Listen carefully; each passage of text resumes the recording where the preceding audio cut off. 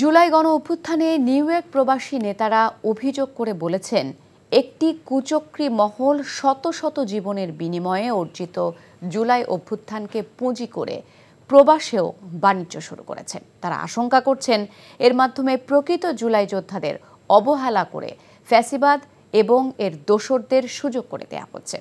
৩৬ জুলাই নামের একটি সংগঠন স্থানীয় সময়ে বুধবার সন্ধ্যায় নিউ ইয়র্কের জ্যাকসন হাইটসের একটি রেস্টুরেন্টে সংবাদ সম্মেলনে এসব অভিযোগ তুলে ধরেন। নিউ ইয়র্ক থেকে জানাচ্ছেন ফরিদ আলম।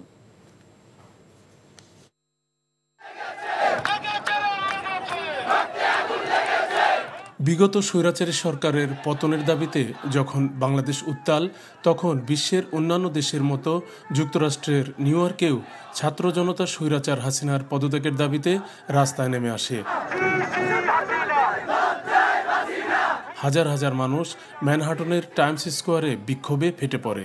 কিন্তু বছর ঘুরে আসতেই বিক্ষোভের নেতৃত্ব দেয়া সেসব তরুণদের বাদ দিয়েই প্যাট্রিয়টস অব বাংলাদেশ নামের একটি সংগঠন আগামী ৩ আগস্ট জ্যাকসন হাইটসের ডাইভার্সিটি প্লাজায় গণ অভ্যুত্থানের বর্ষপূর্তি উদযাপনের উদ্যোগ নেয়।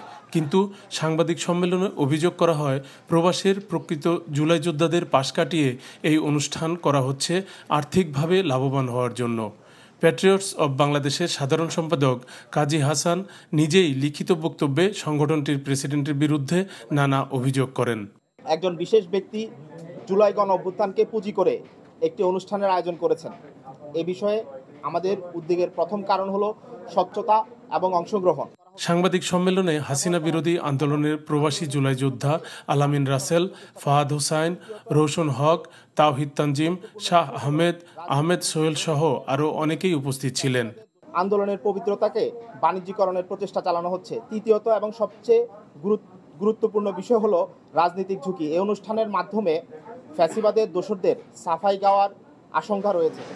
এদিকে জুলাই বর্ষপূর্তি উদযাপনের অজুহাতে বিভিন্ন প্রতিষ্ঠান ও ব্যক্তির কাছ থেকে অর্থ উত্তোলনের অভিযোগে প্যাট্রিয়টস অব বাংলাদেশের প্রেসিডেন্ট আব্দুল কাদেরকে এনসিপি ডায়াসপোরা অ্যালায়েন্স থেকেও সাময়িকভাবে বরখাস্ত করা হয়েছে বলে জানানো হয় সাংবাদিক সম্মেলনে।